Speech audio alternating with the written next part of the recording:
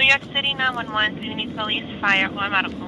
Hello there. I need police. I called them at about 9:20 to come out to What was my. it? Sure, I called them at 9:20 to come out to my church, and What was the address? nobody came out.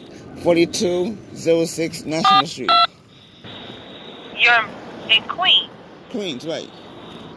National Street and 42nd Avenue.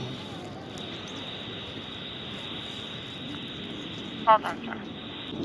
All right, this is in regards to someone broke into your vehicle. Hello? I'm sorry, the cops were going by. Can you say it And again now? this is in regards to someone broke into your vehicle. This is regard that someone had broken into my vehicle that had vandalized my shoes. I'm going to give it to the cops for the fingerprints, but they're not going to take it though. But I'm going to offer it to them. So, so who vandalized your shoes? Right, they broke into my car, they vandalized my shoes. I'm going to give it to law enforcement, to the police, to check for fingerprints, but they're not going to take my shoes and check the fingerprints though.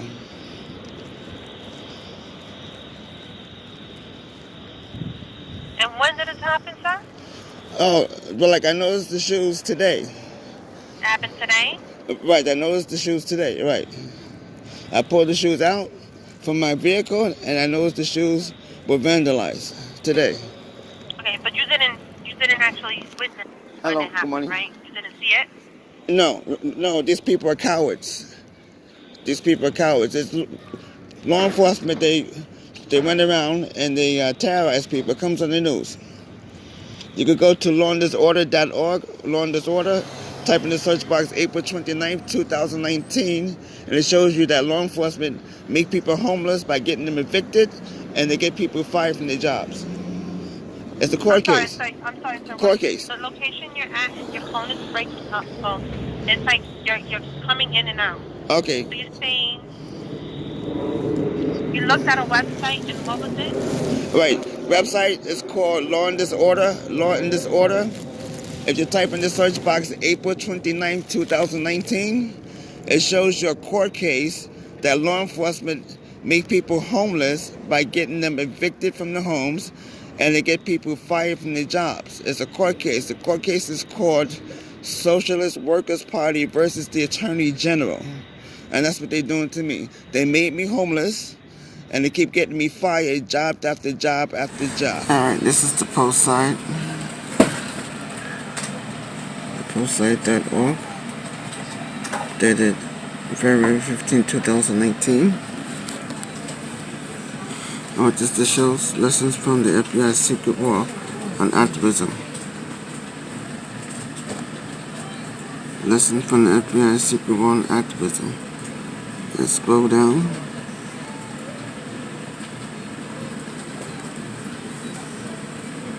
From 1956 to 1971.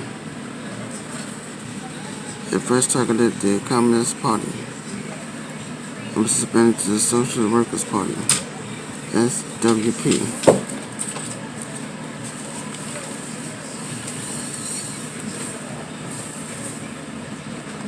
Let's find out what they be doing here.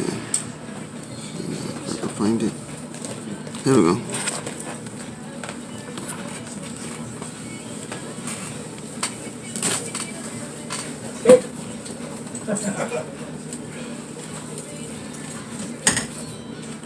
This is what they be doing.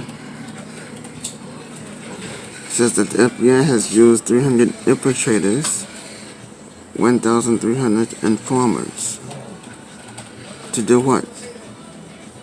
To burglarize people's offices.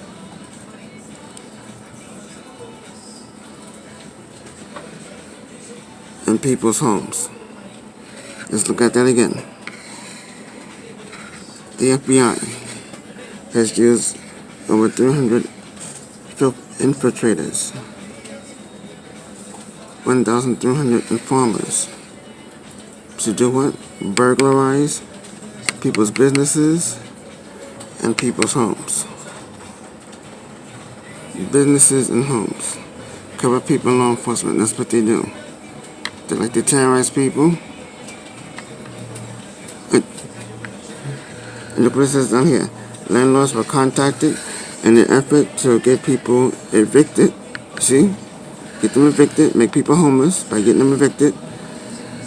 Workplaces were visited in order to get people what? Fired. Colin Kaepernick, Eric Reed, football players protesting police brutality, fired. The councilwoman calling cops terrorists, was she also fired? See, these corrupt people in law enforcement, they follow people around and they get them fired from their jobs. That makes them highly, extremely dangerous. Remember,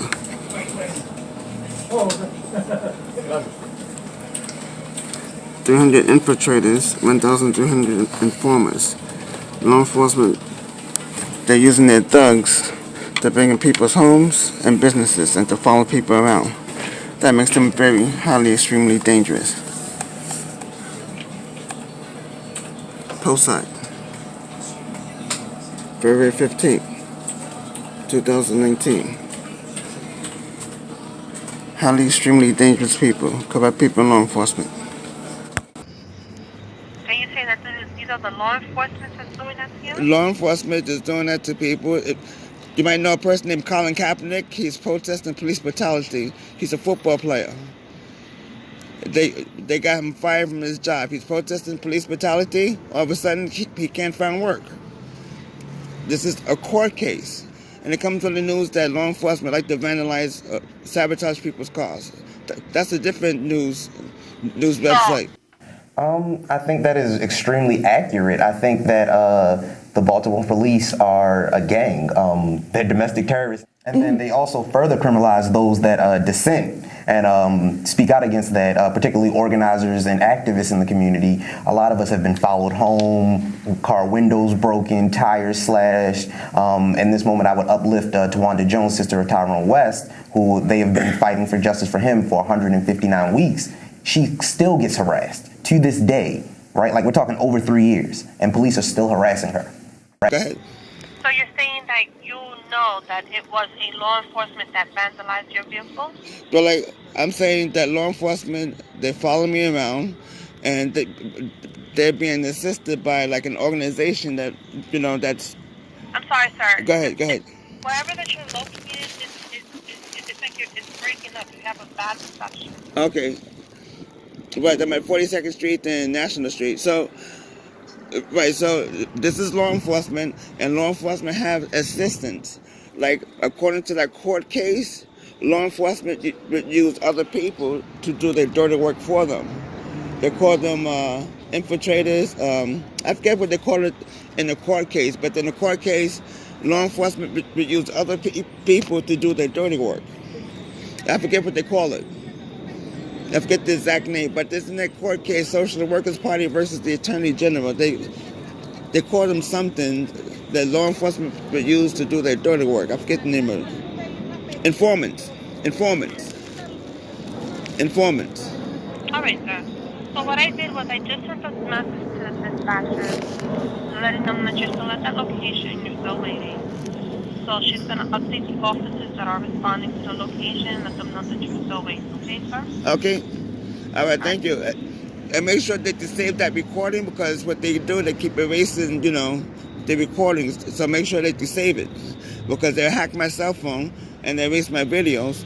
And nobody from law enforcement has come out and spoken to my ministers about this, because my ministers, they know. All right, so you're going to have to explain that to the officers once they get there. All right, but I'm explaining it to you too, that my ministers know, not just one minister, but several ministers know that I'm being terrorized, because I showed them the video evidence, and nobody has spoken to them. Nobody. FBI, police, nobody has spoken to them. I find that hard to believe. Nobody has spoken to them because they themselves are attacking me. That's why nobody has spoken to them. So you're having a hard time breathing now? I'm sorry? Are you having a hard time breathing now? Breathing? No. No.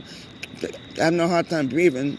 I'm saying that nobody has spoken to my ministers because I showed them video evidence that law enforcement is attacking me. People are following me around, attacking me, and nobody has spoken to my ministers. The FBI and my PD, nobody has spoken to my ministers to verify, that I'm being attacked. I showed them evidence.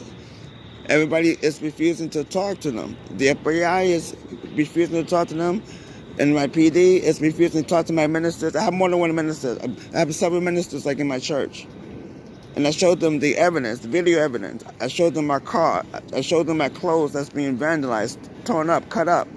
I showed them all that. And like nobody from law enforcement has came out and spoken to not one of my ministers because I asked them, has anybody spoken to any other ministers here? Everybody told me no. Nobody has spoken to us. Nobody. Okay, sir, so I'm not the responding officers. I'm not responding to the location. But once the officers do get there, you can explain all that to the officers. Okay. So they can handle the situation more carefully. Okay, sir? All right. And don't forget, I'm going to give them my shoes to tell them to fingerprint it, but they're going to refuse because they themselves are the one that's attacking me. So they don't want to find out who's doing it. I don't know if the officers will fingerprint your shoes at that exact location.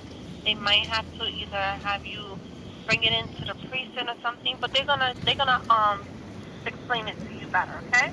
Okay. But they are responding and they will be there as soon as possible. Okay. It's 2113. All right, thank you. But I'm telling you that they're going to refuse to take it. I know it. Okay. Okay. Okay, thank you. Because the message it sends is that we can't completely trust anyone, not even the cops. You know, we have a huge problem because we can't actually trust law enforcement. Being a criminal with a badge. And even when we've had video of police officers shooting and killing us, they tell stories and lies about it while we can see what actually happened with our own eyes.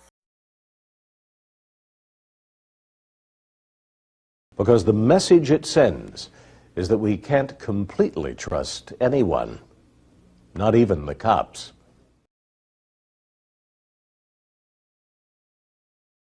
You know, we have a huge problem because we can't actually trust law enforcement. Being a criminal with a badge.